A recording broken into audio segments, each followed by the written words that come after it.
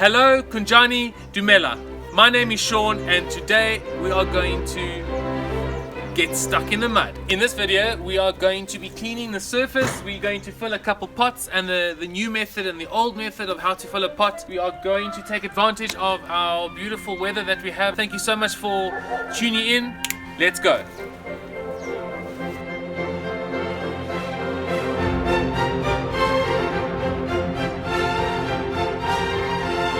It's almost the end of winter and right now is the best time to get stuck in the garden. We are preparing our workbench and as you can see it needs a really good tidy up and a good clean. The plan is to move all the old pots to this area. I don't know if you can recognize, but this is the old areas where the old compost heap was. We spent a few weeks moving it and now we've got the end result.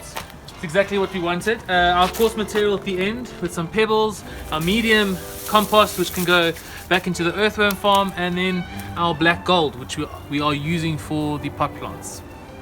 But for now, let's move all these pots. Rainu, please pass me the wand. Thanks. Scorgi 5. Works like a charm every time. Professor Sprout would be proud. Now we have a surface to work with and we're going to be relaying the zinc at an angle. Water flows naturally down. So it is best to have one side of these sheets higher than the other, so water can flow downhill to the catchment area. We have a plan to collect the wasted water so we can recycle and reuse this precious resource. Over the years we've collected hundreds of pots and now we're going to be filling them.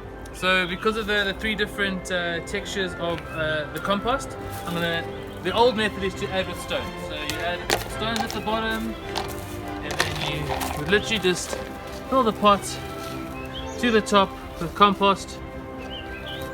Most indoor gardens or potted gardens recommend that you use Coco peat. This absorbs water and goes to the volume of 6. You can also use your self clay aggregate. This helps with drainage. You've got over here Perlite. Perlite's fantastic also for drainage and to prevent bacterial growth in the soil. You've got Vermiculite. A lot of the newer pots include a mixture of all three, and then what I like to have is some crystal quartz. This is a rose quartz that I've crushed. Put a little bit in the soil, give it the extra nutrients. These new soil methods sometimes replaces the soil completely in a pot. It prevents, like I say, fungus or bacteria growth on the roots, and because a lot of soil is contaminated nowadays. One by one we're going to add these pots onto our newly laid zinc.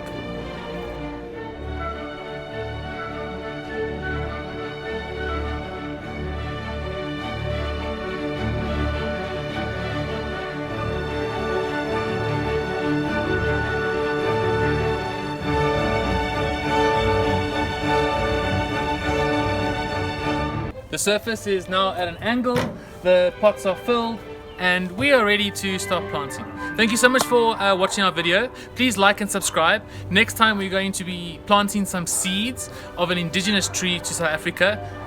We won't give it away just yet what it is, but look out for us. We're going to be launching our videos every Friday. Thank you so much for watching and have a tremendous day.